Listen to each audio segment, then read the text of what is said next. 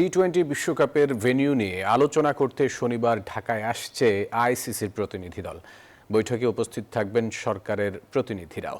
তবে আলোচনা যাই হোক, বাংলাদেশ দল ভারতে বিশ্বকাপ খেলবেন না সেই অবস্থানে এখনো অনড় রয়েছে বিসিবি, এমনটি জানিয়েছেন ইফতেখার মিঠু।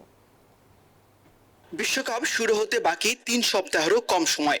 ভারতে হতে যাওয়া সেই বিশ্বকাপে নিরাপত্তা ইস্যুতে ভেন্যু পরিবর্তনের দাবি করে বাংলাদেশ।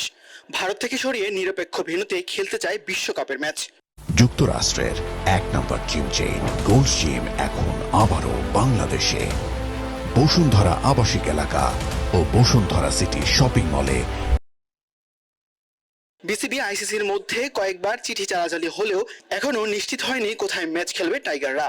অবশেষে আইসিসির প্রতিনিধি দল আসছে বাংলাদেশে বিশ্বকাপ ইস্যুর সমাধান খুঁজতে। প্রথমে আমরা একটা মেল দিয়েছি, ওনারা উত্তর দিয়েছে, আমরা আবার মেল দিয়েছি, তারপরে একটা জুম মিটিং হয়েছে। জুম মিটিং এর পরে এখন ওনারা বলতেছে যে সামনাসামনি বসে আলাপ করতে চায়। তবে আইসিসি যত চেষ্টাই চালাক, ভারতে ম্যাচ খেলতে বিসিবি সম্মত হবে না বলে সাফ জানান বিসিবি পরিচালক। ক্রিকেট বোর্ডের আপনি তো জানেন যে আমাদের তো স্ট্যান্ড একটাই, we have not moved from anyway. সম্প্রতি আলোচনার কেন্দ্রবিন্দুতে বোর্ড পরিচালক নাজমুল ইসলাম।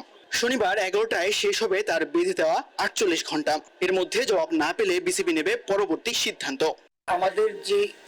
আমাদের ডিসিপ্লিন কমিটি আছে, ওনার চেয়ারম্যানের কাছে তো জমা দেওয়ার কথা, উনি এখন তারপরে নেক্সট স্টেপে থাকবেন। তাসবিহ শহরন, নিউজ 24, ঢাকা।